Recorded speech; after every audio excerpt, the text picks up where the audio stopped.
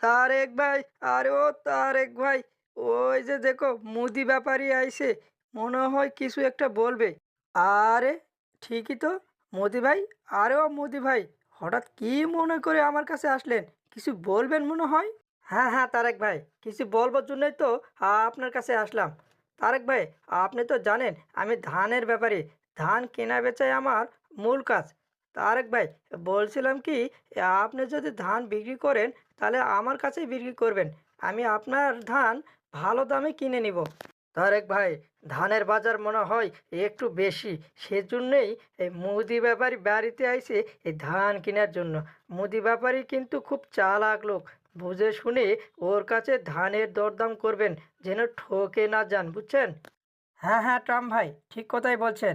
মুদি ভাই, আরও মুদি ভাই, ধান আমি আপনার কাছেই বেচবো, তবে কত করে মন দিবেন তাই বলেন দেখি। তারেক ভাই, আমি শুকনো ধান 800 টাকা করে কিনতেছি। আপনার ধান তো কাঁচা, দাম তো সেই হিসাবে কম হওয়ার কথা। আচ্ছা যাই হোক, আপনাকে 800 টাকা ধরেই দাম দিবনি। কয় মন হবে আমাকে দিন। তারেক ভাই, আরে ও তারেক ভাই, মুদির কথা কেনে যেন সন্দেহ মনে হয়। সে যদি সত্যি সত্যি শুকনো ধান 800 টাকা করে কিনে থাকে, তাহলে আমাদের কাঁচা ধানও 800 টাকা কেন কিনবে? তার মানে কথার মধ্যে কিছু একটা ভেজাল আছে। হ্যাঁ হ্যাঁ কাদের ভাই, আমারও তাই মনে হচ্ছে। মুদি ব্যাপারীর কথার মধ্যে কিছু একটা রহস্য আছে। না না, ধান আমি মুদির কাছে বিক্রি করব না। তার চেয়ে বরং বাজারে নিয়ে গিয়ে ধান বেচাই আমার জন্য খুব ভালো হবে। কিন্তু মুদিকে কিভাবে এই কথা বলি যে তার কাছে আমি ধান বিক্রি করব না? না না, সত্য কথা তাকে বলতেই হবে। মুদি ভাই, আপনি কিছু মনে করবেন না। আমি বাজারে গিয়ে ধান বিক্রি করব বলে সে সিদ্ধান্ত নিয়েছি। তবে ধান আপনার কাছেই বেচবো।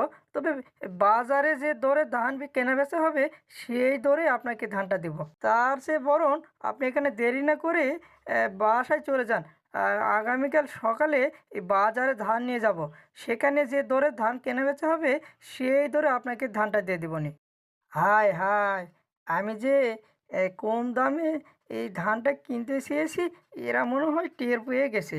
আহারে, আজকে আর আমার এই কম দামে ধানটা কেনা হলো না। যাই হোক, কি আর করা, কপালে আমার কম দামে ধান কেনা হলো না।